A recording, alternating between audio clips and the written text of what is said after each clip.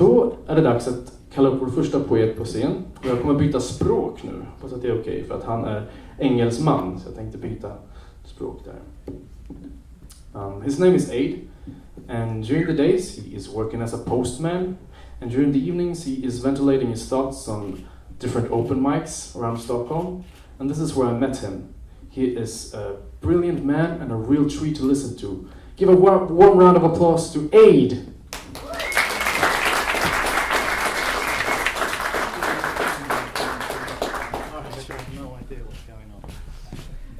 Hello! Having a microphone feels a bit pretentious. But I'll use it because they're doing sound recording, yes? Right. Alright, hi, I'm Adrian. Jag kommer från England, jag bor I Sverige nu. Det är mycket bra för jag. Jag gillar Sverige mycket. That's all true. Is there anybody here who doesn't have an open mind? It's not that then, is it? Is there anybody here who is either sleepwalking or blind? Is there anybody here who thinks that their thoughts are not their own? Yeah, you?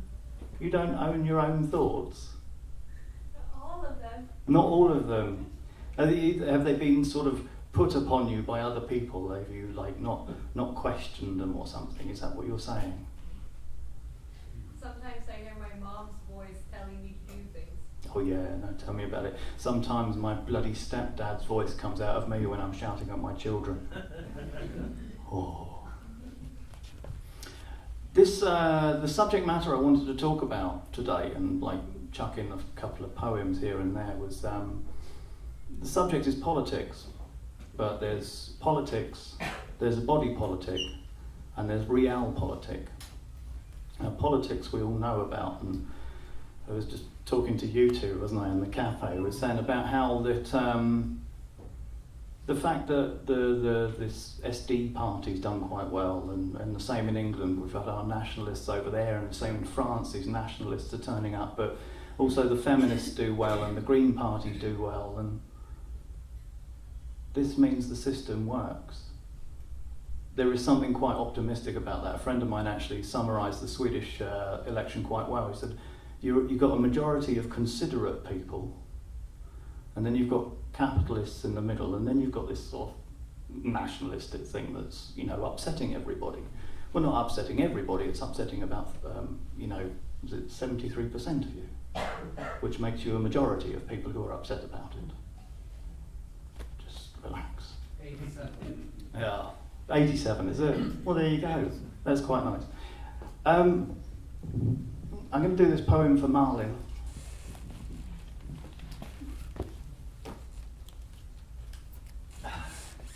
It's called The Despotic Elephant. There was this elephant with fascist tendencies and various exotic dependencies, who kept his eye on that there King Lion, frustrated by his monarchic propensities. He made plans to overthrow, thinking the lion's popularity low, but he was discovered and his habits were uncovered, which was lucky, because he was despotic, The lion had him thrown in jail and thought that was the end of that tale, but then the elephant's allies filled his party with lies and the economy started to fail. Land dried up, starvation came, further waves in the political game. Survival of the fittest became survival of the shittest, and the lion took most of the blame. In jail, the elephant saw in a glance that now was the time for his chance. He would use his selections of media connections and spin the lion a merry dance. Now the political tide was turning, as the populace were quickly learning, hierarchy doth suck when you're down on your luck. Lion's kingdom was in need of a burning. The jackal, the vulture, the monkey, all put their support to the despotic junkie. Who will lead our land in need? I, elephant. He was out with one key. The elephant is now in charge, destroying enemies with the simplest of barge. To all of you creatures with beautiful features, get the lion in you and charge. Woo!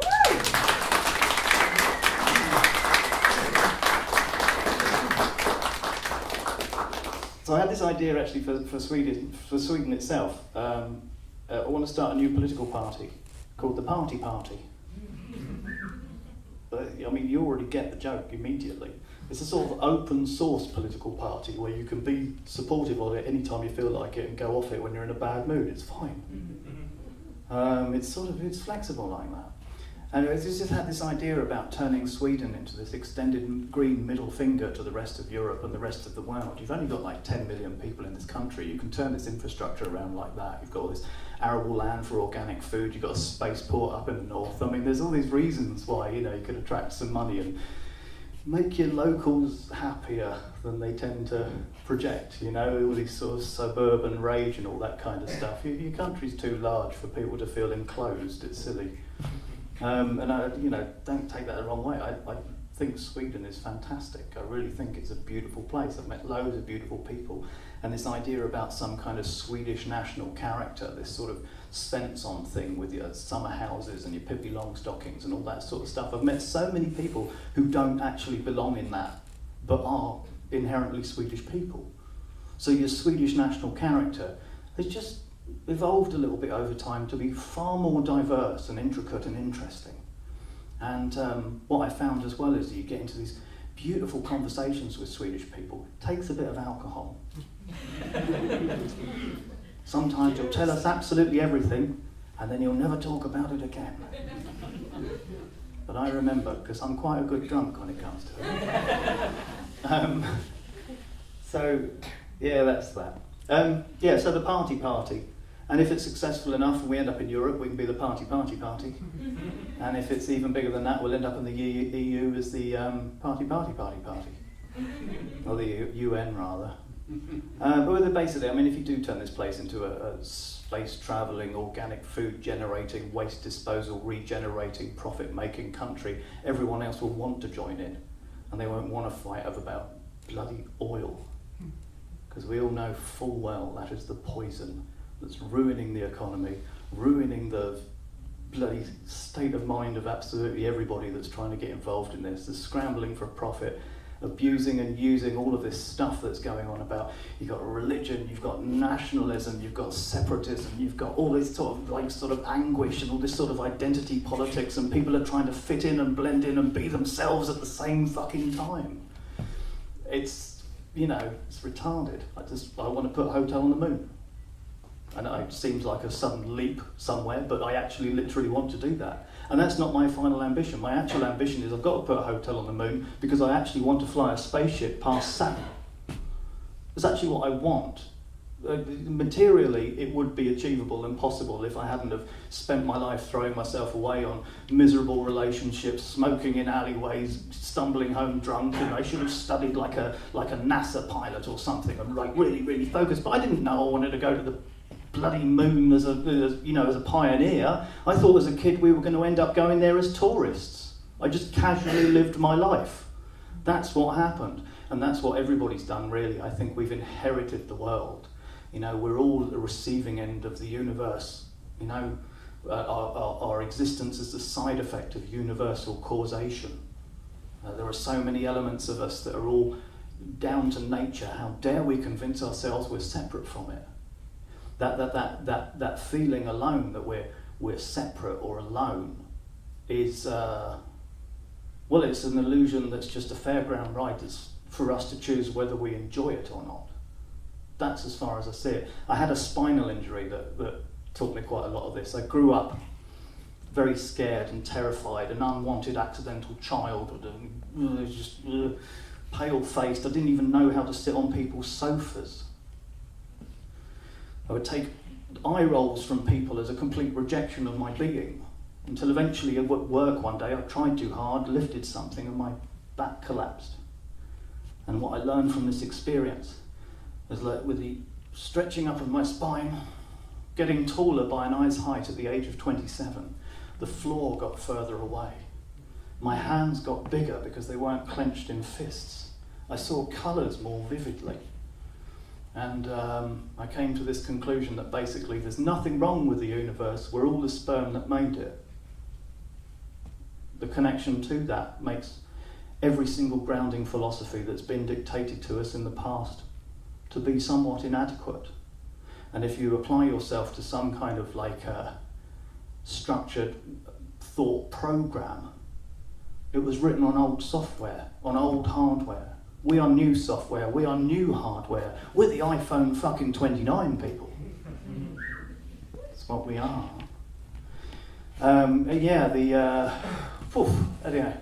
Anyway, I didn't expect to get into sort of rant about all this, but yeah, I mean, it's quite possible we are the only life of the entire universe.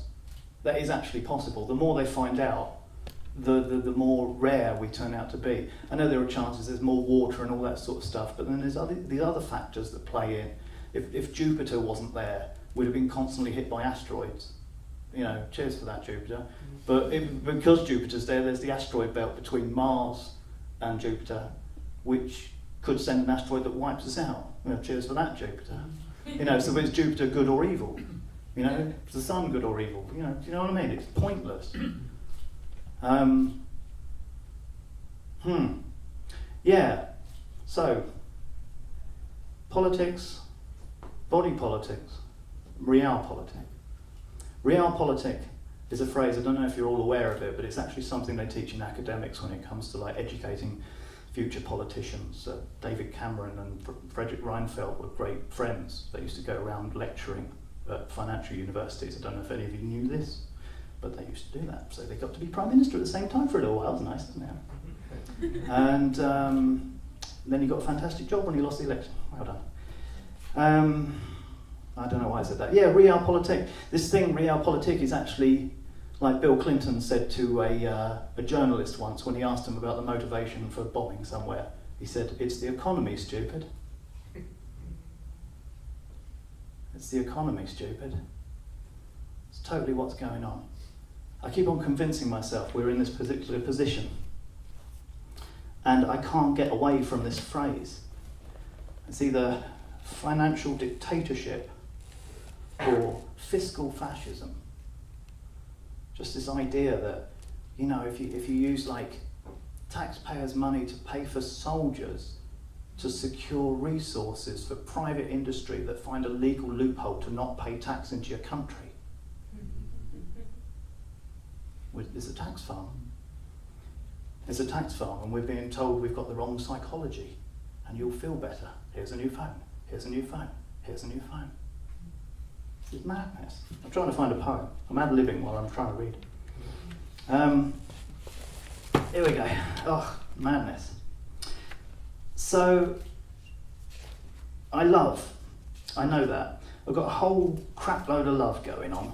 It's going to waste most of the time, because I'm throwing it away on untrustworthy people, or they're not untrustworthy people, they're people who occupy themselves being so snidey and smart that they can read between the lines that they forget to read the lines. You're aware of that one, right? It's possible to read between the lines. Sure it is, but you're projecting your own psychology when you do that. The world is in the grip of a fiscal, financial, frenetic and fascist proxy war-mongering dictatorship.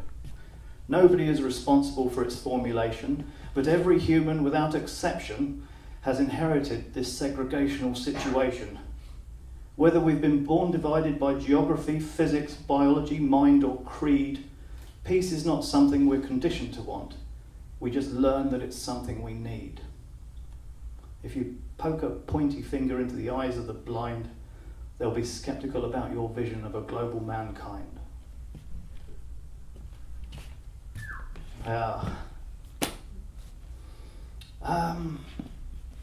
Here's another poem. The first signs were the crimes. People went missing and their bones were found, lying around. At first, the blame was placed on some lone sicko to be chased. But when he was caught and justice brought, more bones were found lying around. The special investigation result stated this to be the work of a copycat cult that blended fascist and religious iconography, this sort of malevolent strain of body-flesh pornography. Flayed carcasses began to increase in findings. A spring of fear began its windings. As more and more people went missing, it became a political agenda that no longer bore dismissing. Discussions were held in cloisters and halls. In blood, the truth was written on the walls. The situation worsened with no sign of improvement. This was too big for a cult. This was a popular movement.